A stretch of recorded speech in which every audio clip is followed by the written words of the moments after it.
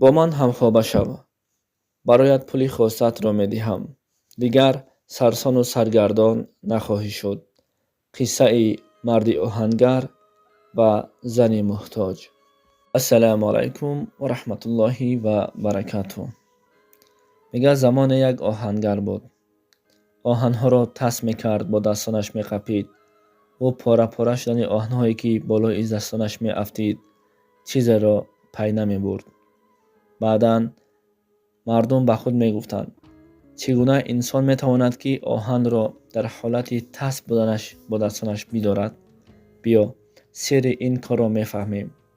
وقتی از آهنگر پرسیدند گفتند ای مرد، تو چیکار کردی که وقتی آهنها را با دستانت میقپی برایت چیزی نمیشود و چیزی را حس نمیکنی؟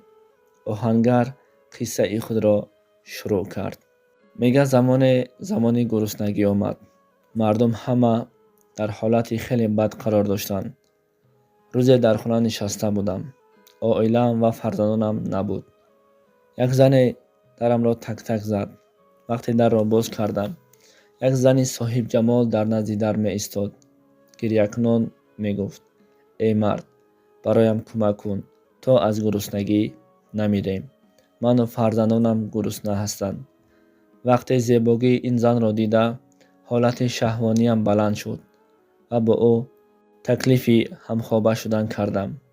این زن گفت من از خدا می ترسم. آخر چگونه می توانم که به این کار دست زنم؟ نه، حتی می میرم و به این کار دست نخواهم زد. و در همین حالت به قفایش نگریست و برفت. از بین باز یک روز دیگر گذشت. بار دوم در خانه ام تک تک شد. در را باز کرده بینم که همان زن می ایستاد. می گفت ای مرد، از برای خدا کمک کن. من و فرزندانم از گرسنگی می میریم. باز به او تکلیف همخوابه شدن را کردم. این زن باشد رد کرد. یگانه سخن می گفت من از خدا می ترسم. این کار را نخواهم کرد. از بین یک روز دیگر گذشت. بار سوم نیز این زن آمد، درم را تک تک زد. در را باز کرده بینم که همان زن می ایستاد.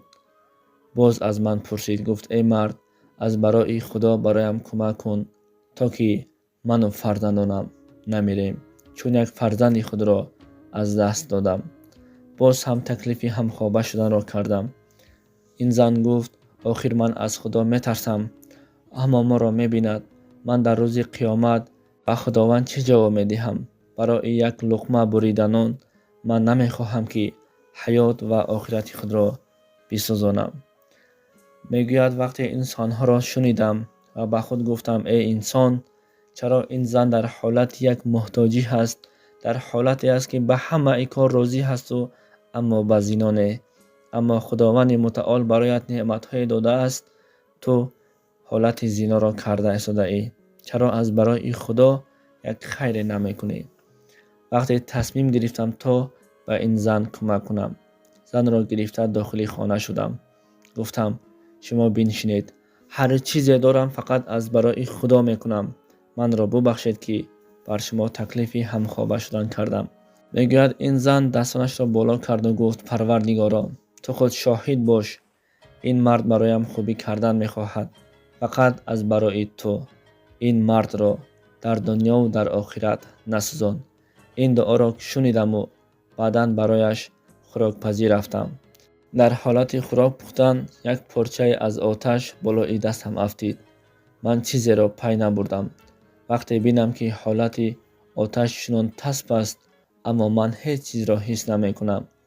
بعدا میگوید دعای همان زن به یادم رسید. گفتم این هر چیزی هست از جانب دعای همان زن است.